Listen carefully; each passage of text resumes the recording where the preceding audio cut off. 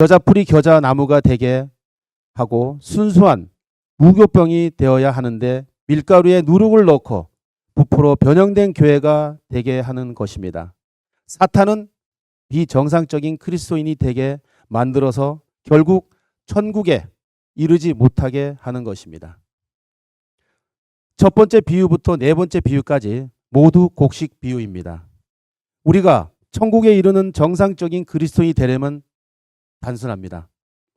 곡식인 양의 양식, 즉 말씀을 아멘 아멘 받아 먹어 우리의 영이 살찌고 자라서 또 열매를 맺는 대로 나아가면 되는 것입니다.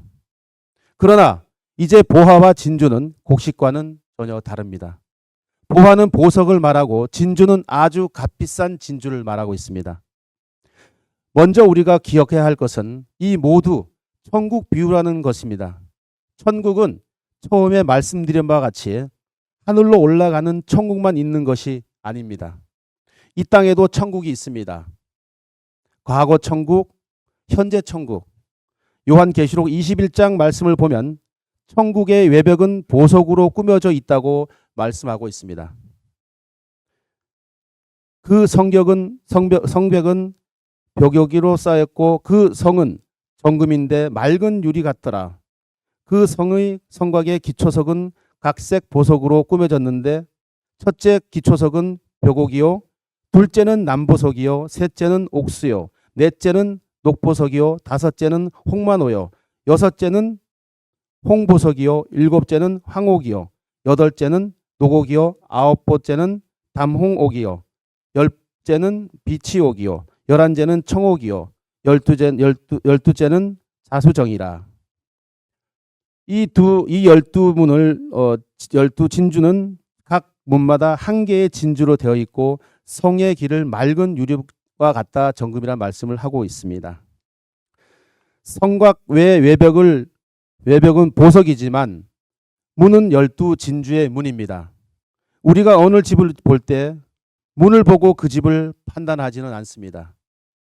그 집의 외벽이 어떻게 생겼냐에 따라서 벽돌이 되어 있으면 벽돌집이요, 돌로 되어 있으면 돌집입니다.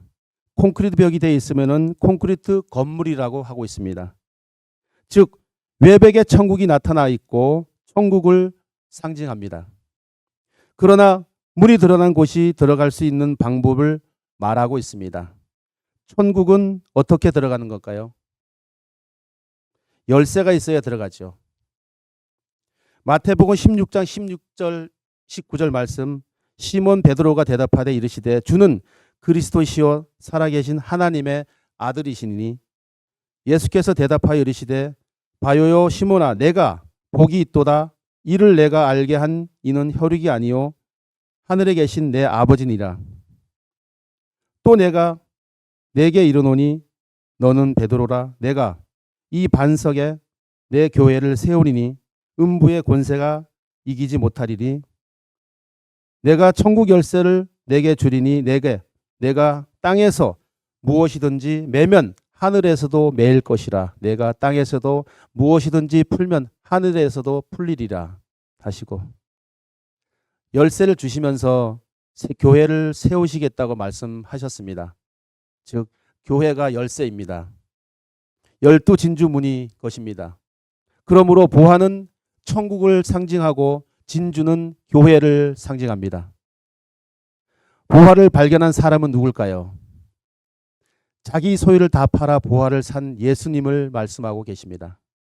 예수님은 자기의 모든 것, 즉 자기 자신을 내어놓으셔서 세상의 천국, 하나님의 나라를 세우셨습니다. 마태복음 45장 46절 말씀 보겠습니다. 또 천국에 마치 좋은 진주를 구하는 장사와 같으니 극히 값진 진주 하나를 발견하며 가서 자기의 소유를 다 팔아 그 진주를 사느니라. 상인도 예수님이십니다. 예수님은 자기의 피를 값으로 교회를 사셨습니다. 보화 비유에서는 땅이 나오고 진주 비유에서는 바다가 나옵니다.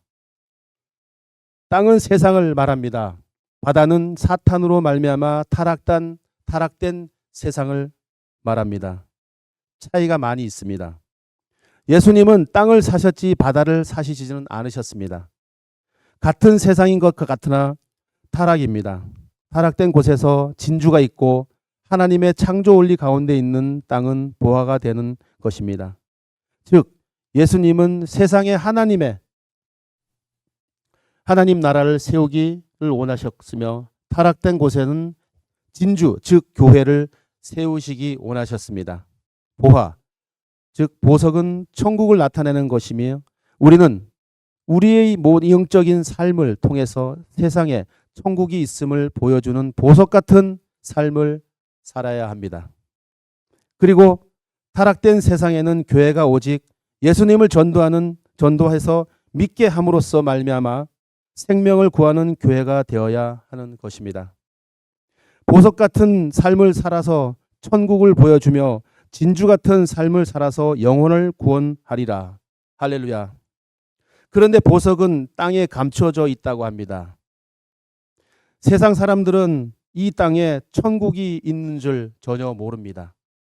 이 땅에 천국이 있다면 마귀가 가만히 있지 않고 성도를 괴롭히고 어마어마하게 한 전쟁을 치르게 하게 합니다. 요한계시록 내용이 그런 영적인 우주 전쟁에 관한 말씀입니다. 지금은 은혜의 시대요 교회 시대이다. 이 은혜의 시대에는 우리를 보호하시려고 숨겨두고 계시는 것입니다.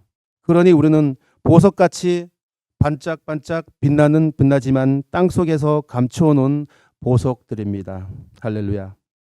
마지막으로 예수님 다시 오셔서 재림하실 때 우리가 빛난 옷을 입고 후구하여 혼인잔치에 참여함으로 말미암아 그 보석의 찬란함이 드러날 것입니다. 집은 지붕이 있고 벽도 있고 문도 있습니다.